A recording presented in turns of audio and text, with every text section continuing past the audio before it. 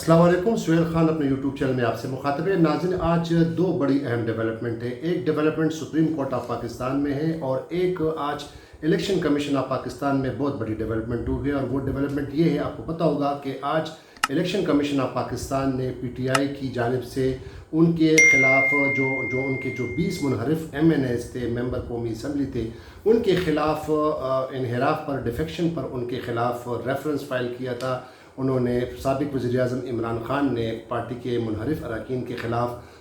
سابق اسپیکر قومی اسمبلی اسد کیسر کو ڈکلیریشن بھیجی تھی کہ ان کے خلاف کارروائی کی جائے، اور پھر سابق اسپیکر ڈپٹی اسپیکر قومی اسمبلی اسد کیسر نے الیکشن کمیشن کو پھر وہ ڈکلیریشن بھجوائی تھی، اور پھر وہاں پہ 20 منحرف اراکین کے خلاف انہوں نے ریفرنس فائل کیا تھا، اور اس ریفرنس پر آج سماعت ہوئی، اور سماعت کے بعد آج الیکشن کمیشن آف پاکستان کے 3 رکنی بینچ، جس کو ہیڈ کر رہے تھے chief election commissioner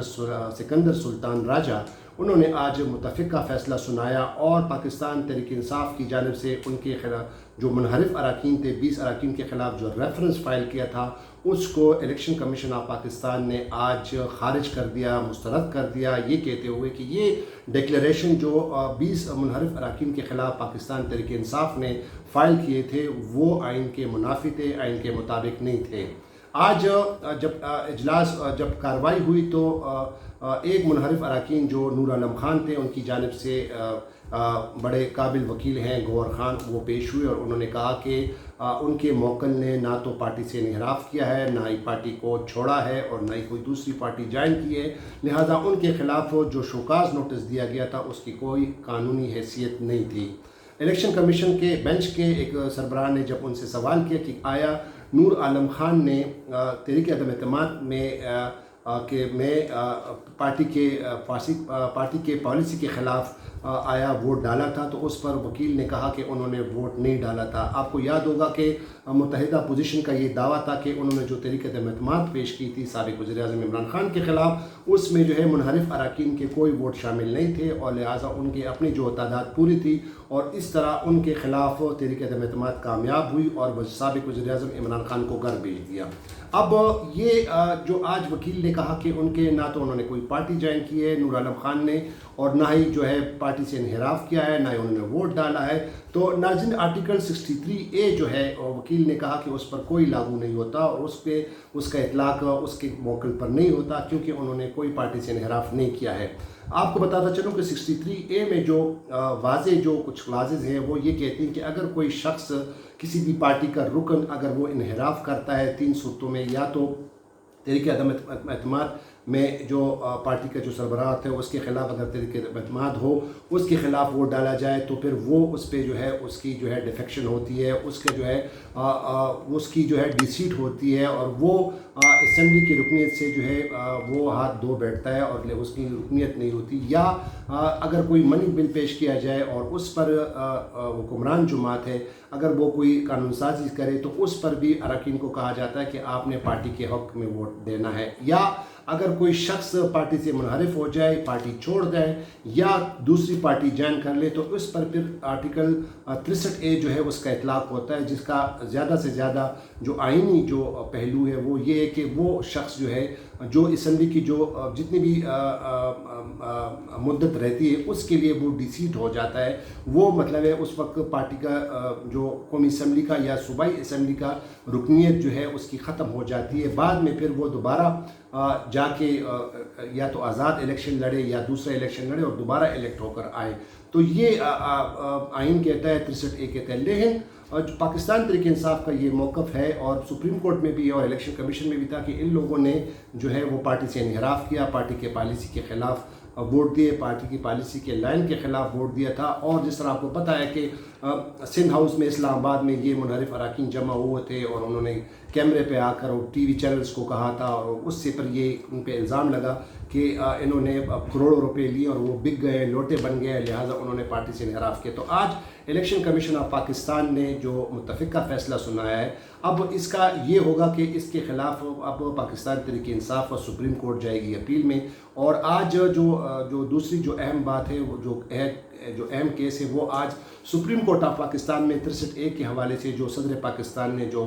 reference file کیا تھا سپریم کورٹ آف پاکستان میں، جس میں سپریم کورٹ آف پاکستان کی اوپینین رائے مانگی گئی تھی کہ آرٹیکل 63A جو ہے اس کا جو ہے تشریح کرے، اس کا انٹرپریٹیشن کرے، اور ساتھ ہی ساتھ صدر نے یہ بھی کہا تھا کہ یہ جو منحرف اراکین ہیں جو پارٹی سے انہوں نے غداری کی ہے، پارٹی سے بے وفائی کی ہے، پارٹی کے انحراف ہوئے، تو ان کے خلاف جو ہے ان کی جو ہے تاحیات نااہلی کی جائے۔ یہ صدر پاکستان نے استدعا کی تھی، اور تقریباً 2 مہینے سے سپریم کورٹ آف پاکستان اس کیس کو سن رہی ہے۔ آج بھی سپریم کورٹ آف پاکستان کے 5 رکنی لارجر بینچ جس کو ہیڈ کر رہے تھے چیف جسٹس عمر عطا بندیال، آج اس کی سماعت ہوئی، اور آج چیف جسٹس آف پاکستان نے بڑے اہم ریمارکس دیے، اور وہ ریمارکس یہ تھے کہ انہوں نے کہا تھا کہ ایک مستحکم حکومت کی سخت ضرورت ہے تاکہ ملک ترقی کرے، ملک میں جمہوریت جو ہے وہ پروان چڑھے، اور اس کے لیے ایک سٹیبل حکومت کی ضرورت ہوتی ہے۔ اور آج چیف جسٹس آف پاکستان نے کہا کہ گو کے انحراف کرنے پر جو ہے ان کے خلاف تاحیات نااہلی جو ہے ایک سخت جرم ہے، لیکن ساتھ ہی ساتھ انہوں نے یہ بھی کہا کہ چونکہ پارٹی سے منحرف ہونا بھی ایک جرم ہے، لیکن اب اس پر یہ انٹرپریٹیشن کر رہے ہیں، یہ تشریح کر رہے ہیں، عدالت سے اٹارنی جنرل سے بھی معاونت مانگ رہے کہ اب آخر میں اس کا ہوگا کیا، کیونکہ کورٹ کا یہ کہنا تھا کہ جہاں تک پارٹی سے منحرف ہونے کی بات ہے تو اس پر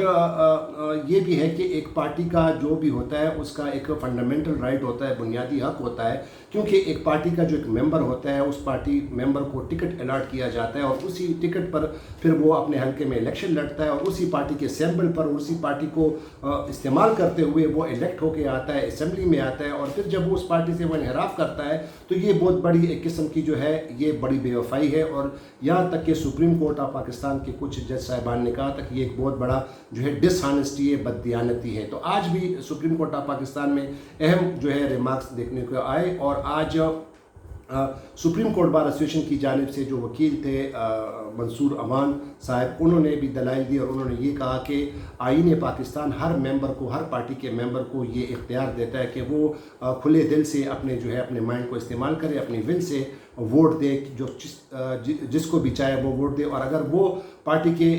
خلاف ووٹ دیتا ہے تو اس کی سزا صرف اور صرف جو ہے وہ معطلی ہے، اس مدت کے لیے جتنی بھی اسمبلی کی مدت رہتی ہے، چاہے 5 مہینے ہو، سال ہو، 1.5 سال ہو، اس مدت تک جو ہے اس کی جو ہے رکنیت ختم ہو جاتی ہے، اور بعد میں جو ہے وہ الیکشن لڑ کے دوبارہ آ سکتا ہے۔ تو اس پر آج بینچ کے ممبران نے، جس میں خاص طور پر